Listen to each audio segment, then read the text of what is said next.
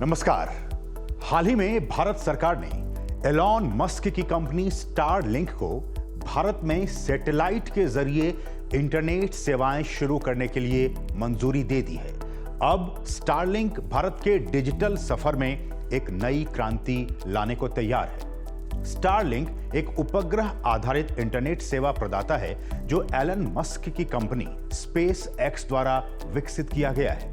इसमें सीधे सैटेलाइट से इंटरनेट मिलती है, जिसके चलते फाइबर केबल बिछाने या फिर टावर लगाने की जरूरत ही नहीं पड़ती। कई एक्सपर्ट्स का मानना है कि यह तकनीक हमारे इंटरनेट उपयोग करने के तौर तरीकों में एक बड़ा बदलाव ला सकती है। तो साइंस स्पार्क में आज विस्तार से बात करेंगे सैटेलाइट इंटरनेट तकनीक की।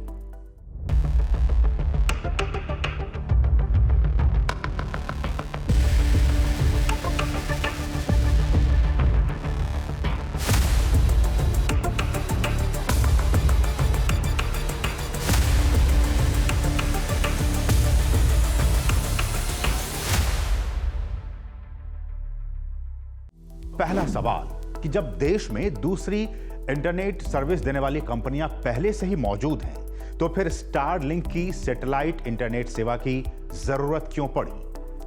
तो इस सवाल का जवाब जानने से पहले आपको सैटेलाइट इंटरनेट में काम करने वाली तकनीक को बहुत ही बारीकी से समझना होगा और यह भी जानना होगा कि दोनों टेक्नोलॉजी एक दूसरे से कैसे अलग है।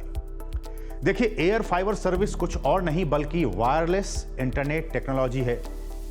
इसमें एडवांस वाईफाई 6 टेक्नोलॉजी के जरिए हाई स्पीड 5G इंटरनेट मिलती है। इसमें आपके घर में फाइबर लगाने की जरूरत नहीं पड़ती, लेकिन एयर फाइबर डिवाइस नजदीकी टावर से इंटरनेट एक्सेस करता है। यानी कि वायरलेस होने के बावजूद यह तकनीक इंटरनेट के लिए टावर पर ही डिपेंडेंट है। यह तकनीक उन जगहों पर काफी मददगार होती है जहां कंपनी ब्रॉडबैंड फाइबर केबल नहीं बिछा सकती या फिर टावर नहीं लगा सकती।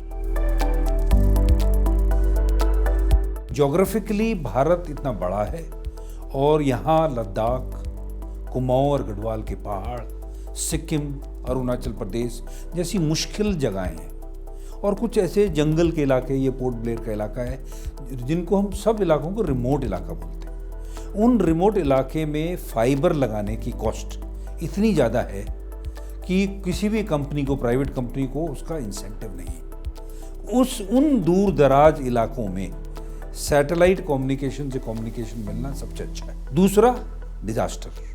अगर कहीं पर भी डिजास्टर होता है तो सबसे पहले क्या होता है, कम्युनिकेशन ब्रेकडाउन हो जाता है, क्योंकि अर्थक्वेक होगा, बड़ा फ्लड होगा या कोई भी होगा तो सारे टावर्स भी उड़ के चले जाएंगे। जैसे सिक्किम में जो ग्लोव फटा था, जो लेक फटा था, उसमें भी पूरे उस इलाके के रोड और पूरे टावर चले गए थे, कम्युनिकेशन पूरा ब्रेकडाउन हो गया था। ऐसी हालात में सबसे बढ़िया कम्युनिकेशन किससे?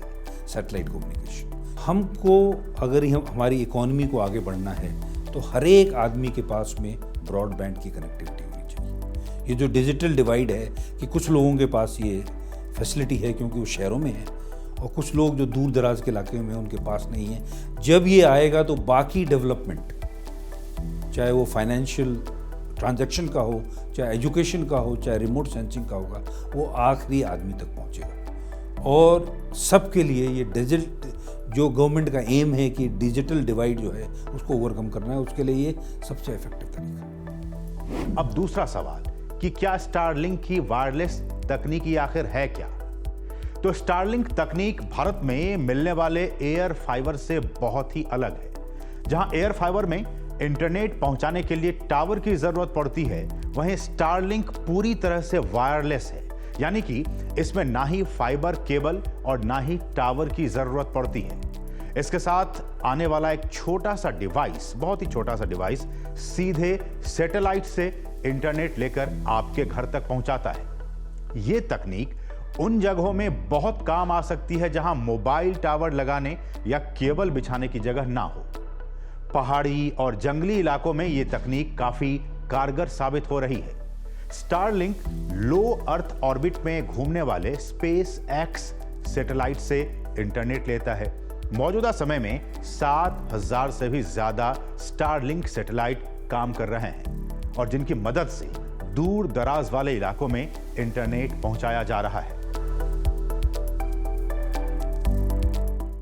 अब तीसरा सवाल कि सैटेलाइट इंटरनेट कैसे काम करता है, ये पूरी तकनीक है क्या और कैसे काम करता है। तो पहले ये जान लीजिए कि अभी जिस इंटरनेट का हम और आप इस्तेमाल कर रहे हैं उसका स्पेक्ट्रम टेरिटोरियल बेसिस पर हमें रिसीव होता है, यानी कि 2G, 3G, 4G और अब 5G।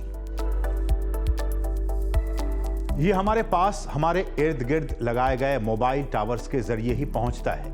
ये सभी टावर एक दूसरे से अंडरग्राउंड तारों के जरिए कनेक्ट रहते हैं, फिर इनका कनेक्शन तारों के जरिए हमारे घरों तक पहुंचता है, जिससे कि हमें वाईफाई की सुविधा मिलती है और हम तमाम डिवाइसेस कनेक्ट करके जो इंटरनेट सर्विस है उसका लाभ उठा पाते हैं। लेकिन सैटेलाइट कम्युनिकेशन में ऐसा नहीं होता है। इसमें हमें किसी तरह के तार या फिर टावर्स की कोई जरूरत नहीं होती है। हमें अंडरग्राउंड तारों का जाल भी नहीं बिछाना पड़ता।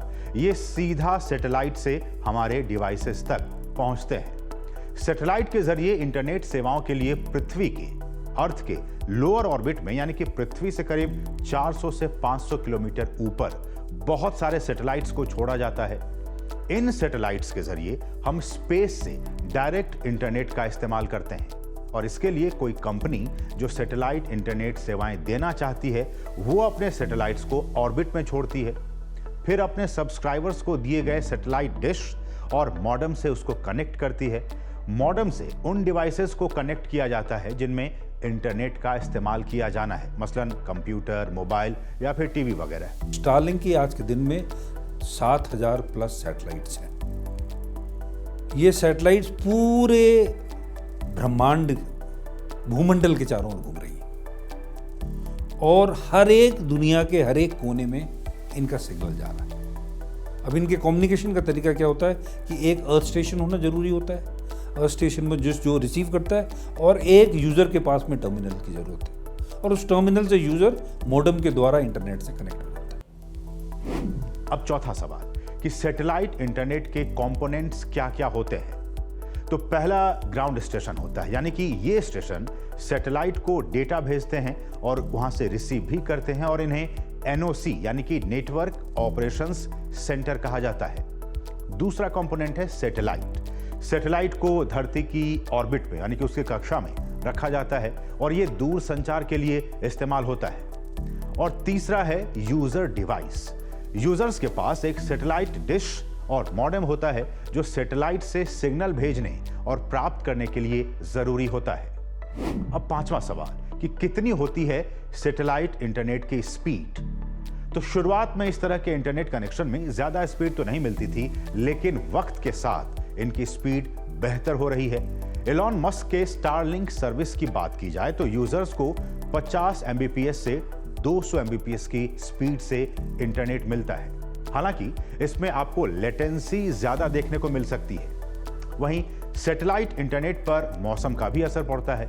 जिस तरह से खराब मौसम में टीवी कनेक्शन मिलने में दिक्कत होती है, उसी तरह से दिक्कत सैटेलाइट इंटरनेट के साथ भी होती है। हालांकि इमरजेंसी में ये काफी मददगार होते हैं। इसका एक बड़ा उदाहरण है रूस यूक्रेन युद्ध, जहां यूक्रेन में स्टारलिंक ने इंटरनेट इंफ्रास्ट्रक्चर को बचाने में काफी मदद की है। अब छठा सवाल कि रूस यूक्रेन युद्ध में स्टारलिंक की सैटेलाइट इंटरनेट सेवा ने आखिर क्या भूमिका निभाई। तो टेस्ला और स्टारलिंक के CEO एलॉन मस्क ने हाल ही में यूक्रेन को इंटरनेट सेवा बंद करने की धमकी दी थी।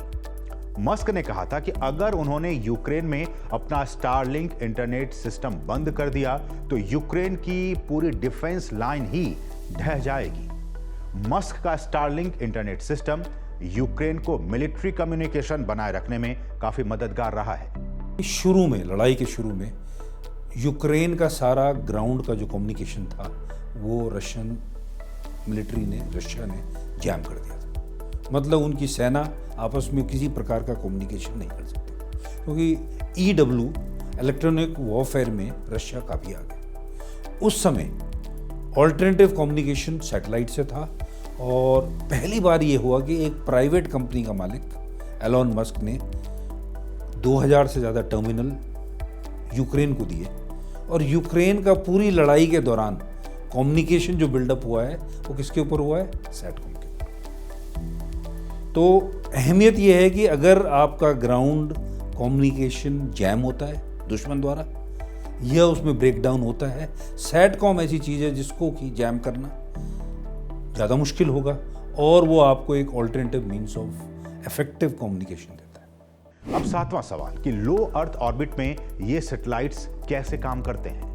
तो आमतौर पर सैटेलाइट इंटरनेट पृथ्वी से 36,000 किलोमीटर की दूरी पर कक्षा में परिक्रमा करते हैं, लेकिन मस्क के स्टारलिंक के सैटेलाइट धरती से महज 550 किलोमीटर की दूरी पर ही परिक्रमा करते हैं लो ऑर्बिट में। सामान्य तौर पर सैटेलाइट से इंटरनेट की लेटेंसी 600 मिलीसेकेंड या 0.6 सेकंड होती है, वहीं स्टारलिंक सैटेलाइट से इंटरनेट की लेटेंसी 20 मिलीसेकेंड यानी 0.02 सेकंड होती है। यानी पृथ्वी से किसी डेटा को सैटेलाइट तक जाने और सैटेलाइट से वापस आने में सिर्फ 0.02 सेकंड का ही समय लगता है। तो कुल मिलाकर हम कह सकते हैं कि आने वाला भविष्य सैटेलाइट इंटरनेट का है और स्टारलिंक ने इसकी शुरुआत कर दी है।